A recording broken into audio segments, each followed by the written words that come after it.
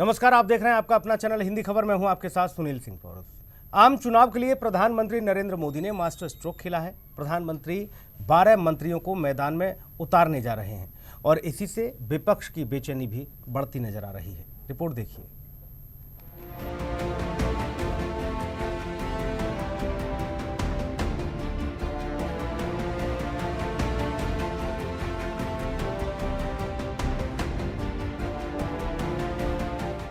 मोदी ने एक बार फिर से मास्टर स्ट्रोक चल दिया।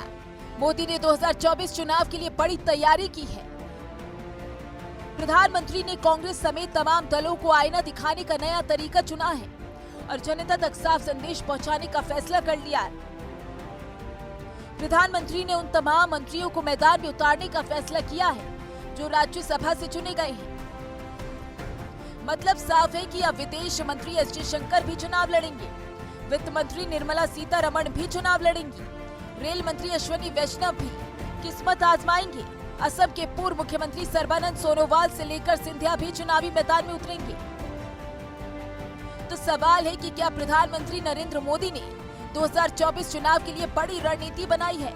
क्या मोदी चुनाव से पहले जनता तक बड़ा संदेश पहुंचाना चाहते हैं?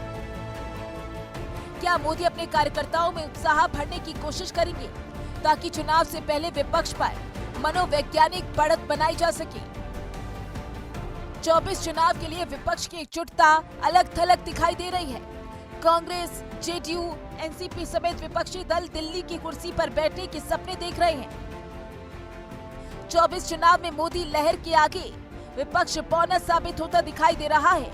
हालांकि आम चुनाव के पहले कई राज्यों में विधानसभा चुनाव होने हैं जो लोकसभा चुनाव से पहले सेमीफाइनल के रूप में देखे जा रहे हैं।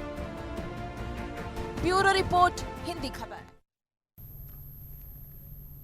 और चलिए मेहमानों से आपको रूबरू करा दें। हरीशचंद्र श्रीवास्तव जी हैं, प्रवक्ता हैं भारतीय जनता पार्टी से। हरीश जी बहुत स्वागत आपका।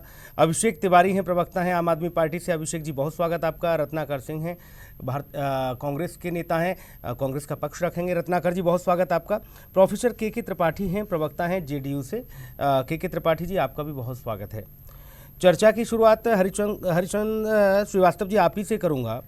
12 मंत्री आपके जो राज्यसभा से चुने गए, राज्यसभा सांसद जो मंत्री बने, अब वो भी चुनाव लड़ेंगे लोकसभा का, ऐसा माना जा रहा है। इसके पीछे की सर रणनीति थोड़ा स्पष्ट करेंगे, क्योंकि विपक्ष कह रहा है कि कुछ भी कर लो दाल नहीं गलेगी आपकी। देखिए, लोकतंत्र में निर्णायक जनता जनार्दन होती है। विपक्ष एक कयास बाजी करता है और भ्रम का वातावरण बना करके किसी तरह अपनी स्पेस बनाने की एक असफल प्रयास करता है। लेकिन देश के प्रधानमंत्री आदरणीय मोदी जी ने जिस तरह से लोक कल्याणकारी नीतियों का क्रियान्वयन किया, गरीब कल्याण की नीतियों का क्रियान्वयन किया और बिना भेदभाव की सरकार चलाई, और आम आदमी की, इस देश के गरीब की, इस देश के कमजोर लोगों की, पिछड़ों की जिस तरह से पूरी संवेदनशीलता के साथ उन्होंने चिंता की, उनके जीवन स्तर को उठाने का काम किया। और कूटनीतिक स्तर पर देखें तो पूरी दुनिया के फलक पर जिस तरह से भारत के परचम को बहुत मजबूती के साथ उन्होंने फहराया और आज गर्व से भारतवासी पूरी दुनिया में देखे जा रहे हैं जी। तो यह उनकी जो नीतियां हैं, जो उनका नेतृत्व है और उनकी जो कार्य क्षमता है, उनकी जो नेतृत्व क्षमता की कुशलता है, उसका एक परिणाम है कि आज देश की जनता जनार्दन की पल्स बन चुके हैं यशस्वी प्रधानमंत्री मोदी जी। अभी विश्व की 5वीं सबसे बड़ी अर्थव्यवस्था होकर के देश उभरा है, ठीक है। जबकि कोरोना की इस महामारी के चलते तमाम देश अभी इस साग से नहीं उबर पाए और भारतीय अर्थव्यवस्था तेजी के साथ आगे बढ़ना शुरू हो गई। तो ये भी भारत के नेतृत्व, लेकिन लगता नहीं हरीश जी कि पहले भी हाथ आजमा ही चुके हैं, लेकिन वो हार गए चुनाव। फिर उन्हें राज्यसभा से आपने सांसद बनाया और फिर मंत्री। नहीं, ये देखिए, ये पार्टी नेतृत्व का निर्णय होता है। पार्टी के जिस कार्यकर्ता से जो कार्य वो लेना चाहती है या जिसके लिए उपयुक्त समझती है, वहां उसको वो दायित्व देती है। और चुनाव भी पार्टी का जो नेतृत्व जिस अपने कार्यकर्ता के लिए जहां फैसला करता है कि किसको चुनाव लड़ना है, किसको संगठन का काम करना है, वो सब अपने जो दायित्व नेतृत्व निर्धारित करता है, उस दायित्व का पूरी तरह से वो सब पालन करते हैं। ठीक है, मैं रत्नाकर जी से टिप्पणी ले लेता हूं। रत्नाकर जी, भारतीय जनता पार्टी साम दाम दंड भेद जो भी कुछ अख्तियार करना हो चुनाव में 24 के में कर रही है, हर तरह का प्रयोग होगा। वो इसलिए क्योंकि किसी भी तरह से सरकार को फिर से सत्ता में वापसी दिलानी है।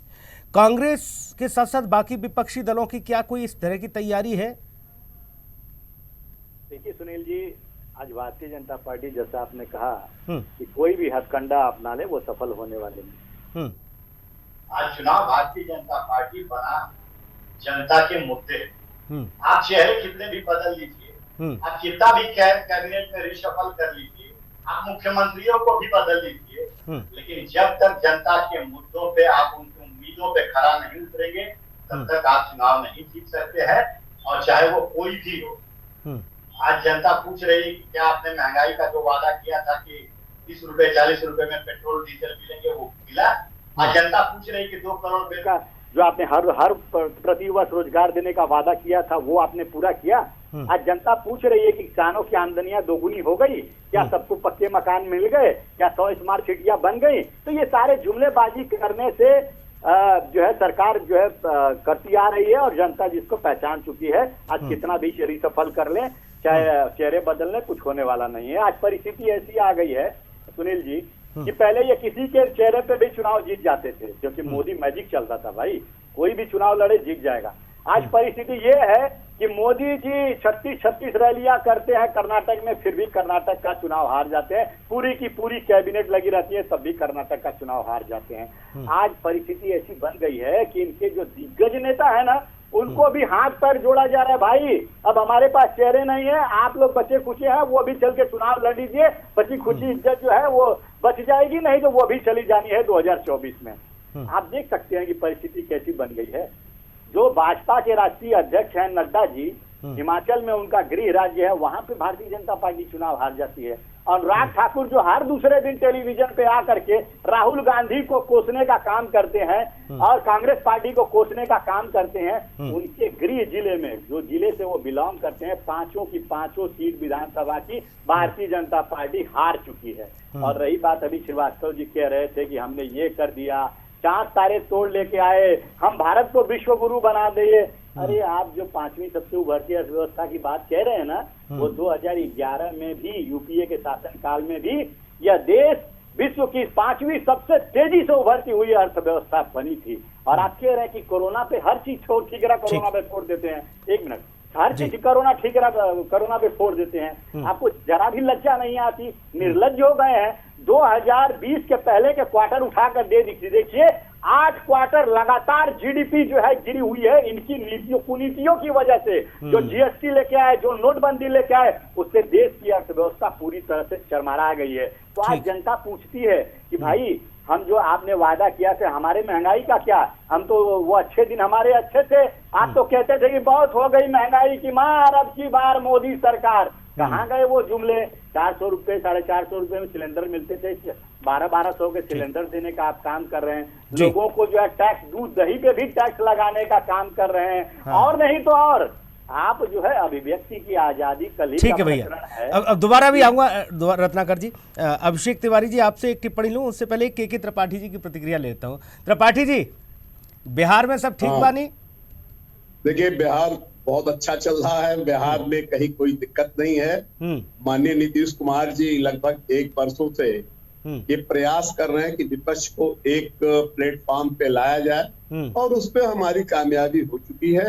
आगामी 23 जून को पटना में एक बड़ी बैठक होगी, उस पे कॉमन मिनिमम प्रोग्राम के साथ साथ भारतीय जनता पार्टी के खिलाफ 1 to 1 कैंडिडेट खड़ा करने का एक मसौदा तैयार, और उस मसौदे के साथ हम जनता में जाएंगे, और जनता में जो इन्होंने वादे किए थे जनता से वादे करके सत्ता में आए थे, 2 करोड़ नौकरी देंगे, किसानों की आय दुगनी कर दी जाएगी, स्वामीनाथन आयोग की रिपोर्ट लागू कर दी जाएगी, खाद, सिंचाई, निराई, गुड़ाई का पैसा कम लगेगा। लेकिन आज हालत क्या है? किसान आंदोलित है, नौजवान बेरोजगार है, शिक्षा का बाजारीकरण हो गया है।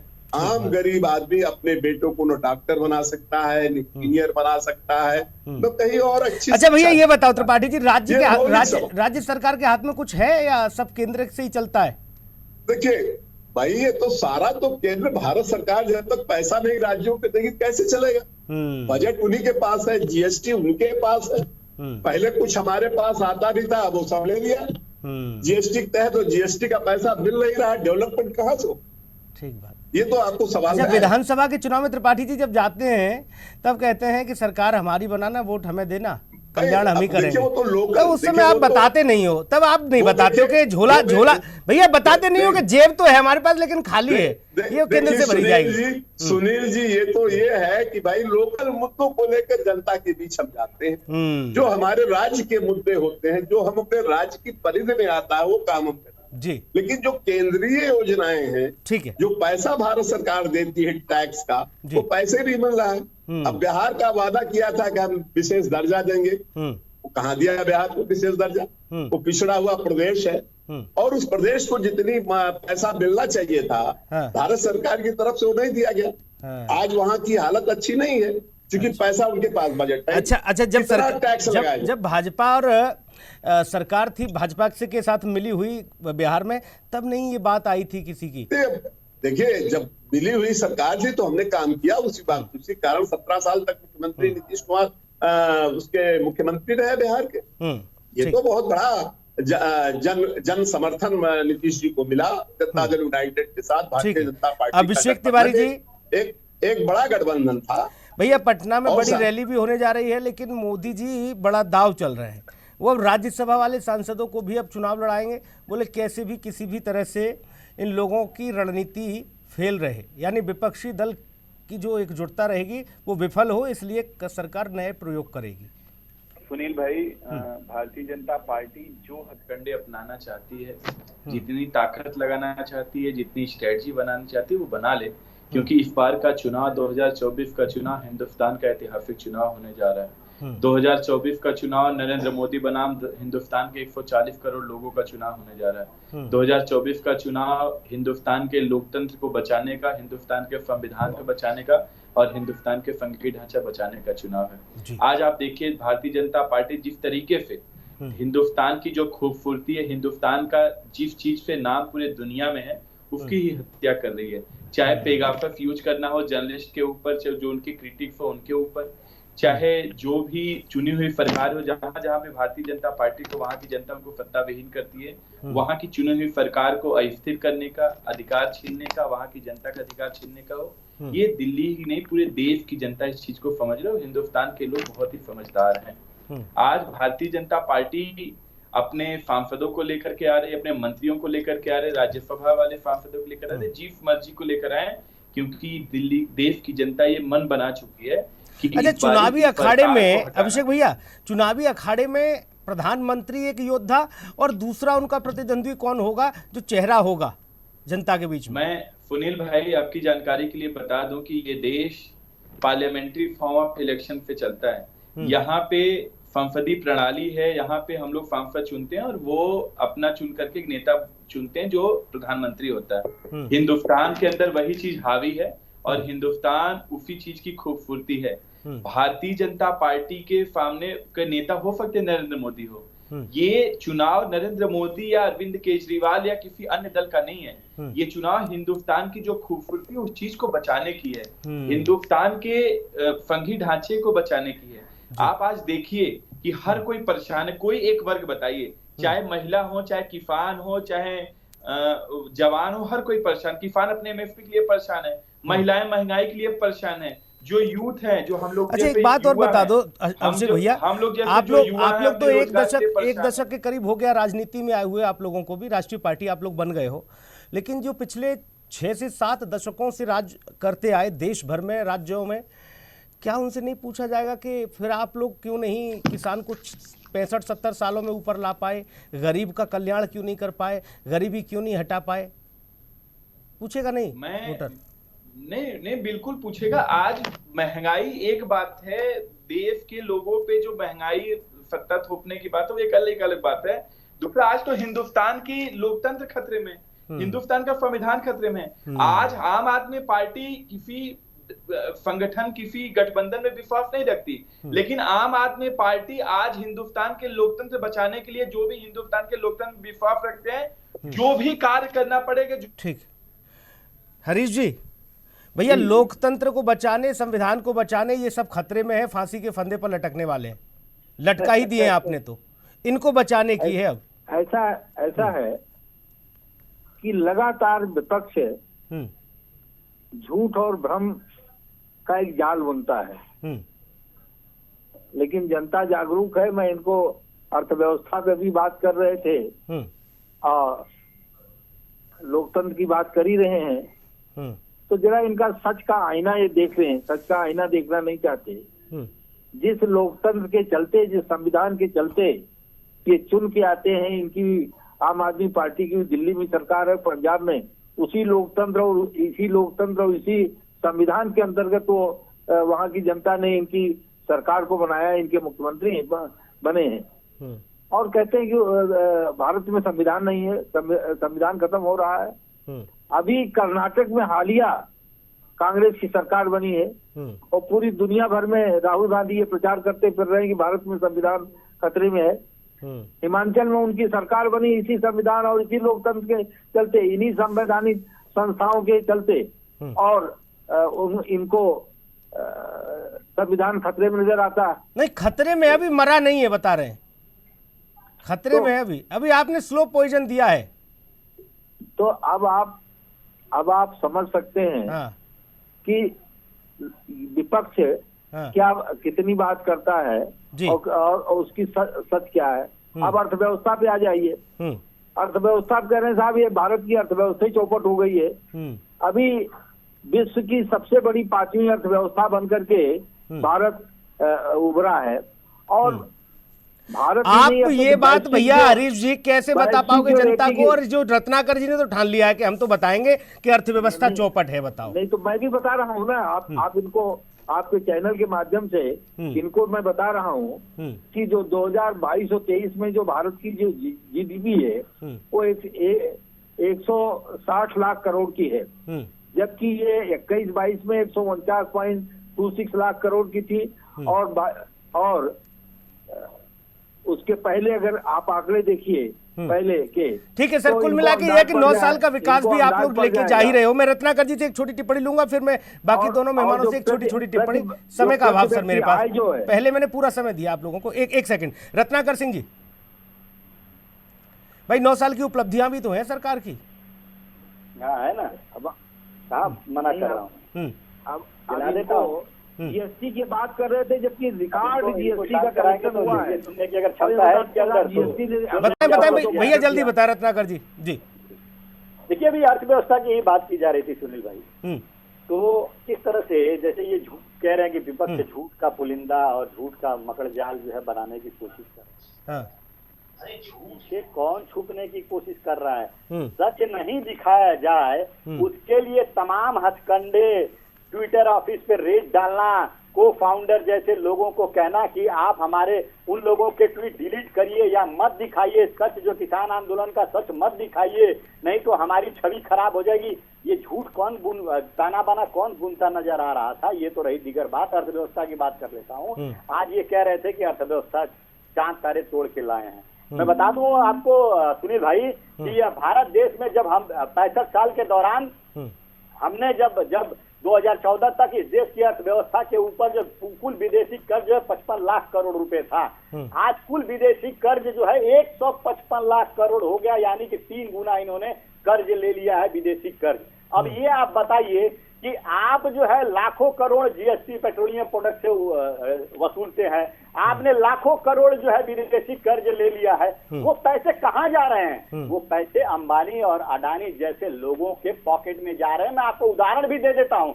गुजरात में जो गुजरात सरकार अडानी से जो बिजली खरीदती थी वो 3.5 रुपए प्रति यूनिट के हिसाब से खरीदती थी। आज वही गुजरात की सरकार 7 रुपए से अधिक के मूल्य में अडानी से बिजली खरीदने का काम कर रही है। मतलब जो टैक्स का पैसा आ रहा है वो तो आप अडानी और अंबानी के पॉकेट में भरने का काम कर रहे हैं, आप फिर से उसको विश्व के दूसरे नंबर पे पहुंचाने का काम कर रहे हैं। तो ये जनता देख रही है ना त्रिपाठी जी, के त्रिपाठी जी, कि जनहित में काम हो रहा है कि मित्र हित आपने कहा एक स्टेशन पर सभी लोग आ जाएंगे एक ही प्लेटफॉर्म पर। ये प्लेटफॉर्म पे सर पहले भी आए थे 19 में भी? नहीं, देखिए उस 19 पहले टिकट कंफर्म नहीं हो पाया था क्या? देखिए 19 में चंद्रबाबू नायडू ने प्रयास किया था लेकिन वो प्रयास विफल हुआ। और इस बार का प्रयास जो माननीय नीतीश कुमार ने किया है वो 1 to 1 सारे विपक्षी दलों के लोगों से मिल करके और एक प्लेटफॉर्म पे आने का निमंत्रण दिया है। आगामी 23 तारीख को बैठ करके सारे कुछ लोग इस तरह की बातें करते हैं। त्रिपाठी जी उत्तेजित मत हुइएगा, इस तरह की टिप्पणी आती है। भैया नीतीश बाबू की कोई जुबान वाली बात नहीं, कभी किसी के साथ कभी किसी के साथ कभी किसी के ऐसे खेलते रहते हैं। सुनील जी मैं इसका जवाब आपको देना चाहता हूँ। हाँ। सुनील जी हिंदुस्तान की राजनीति में ना तो कोई परमानेंट दोस्त होता है ना परमानेंट कोई। यही बात जनता को मंच से समझा दिया करो। सुनील जी भारतीय जनता पार्टी ने जब पीडीपी से समझौता कर लिया और महाराष्ट्र में शिवसेना से कर लिया तो कहाँ है सिद्धांत और विचार की लड़ाई इस मुल्क में नहीं रहेगी। कहते हैं कि गलती हो जाती है उससे तौबा कर लो। एक बार हो गया भैया, बोले तौबा तौबा दोबारा ऐसा ना करेंगे। लेकिन नीतीश बाबू तो गजब ही है। ठीक है भैया, अभिषेक तिवारी जी 10 सेकंड में अपनी बात खत्म करिएगा। मेरा यही कहना है कि आज देश की जनता देख रही है 19 के बाद भारतीय जनता पार्टी विभिन्न चुनाव हारी, कई राज्यों में चुनाव हारी है जी। देश के अंदर रेल दुर्घटना होता है तो प्रधानमंत्री से लेकर के रेल मंत्री तक उसमें पीआर का कार्य करते अपना स्टंटबाजी कर रहे हैं। आज जरूरत है कि एक ऐसी सरकार जो लोकतंत्र में विश्वास करे, जो एक ऐसा प्रधानमंत्री जो युवाओं, महिलाओं और किसानों, जवानों सबका ख्याल रखे, हर वर्ग को कार्य करे। एक ऐसा प्रधानमंत्री जो हिंदुस्तान की एक नई ऊंचाई पे ले जाए, ये समय की मांग है। बिल्कुल। तो मैं सारे हिंदुस्तान के लोगों से ये अपील करना चाहता हूँ आपके चैनल के माध्यम से। ठीक है भैया, आ गया है, कर दीजिए जल्दी। एक तानाशाही सरकार को उखाड़ दीजिए। ठीक है, अब 24 के लिए जो पटना में बैठक होने जा रही है उससे जो कुछ निकल के सामने आएगा उस पर और ज्यादा बहस तीखी देखने को मिलेगी, क्योंकि अभी सब एक स्टेशन एक प्लेटफॉर्म पर पहुंच रहे हैं। टिकट जो है सबने अपने अपने करा लिए हैं, कील काटे दुरुस्त करके। अब वहां पटना से निकलेगा पूरे देश भर के लिए एक नया बिगुल फूंकता हुआ 24 के लिए। उसमें देखना होगा कि किस तरह से रणनीति बनेगी विपक्षी एकता की और भारतीय जनता पार्टी कैसे विपक्षी एकता को ध्वस्त करने में कामयाब होगी या नहीं होगी, ये बड़ा महत्वपूर्ण। बहुत शुक्रिया चर्चा में जुड़ने के लिए आप सभी मेहमानों को बहुत धन्यवाद। खास कार्यक्रम में इतना ही, नमस्कार।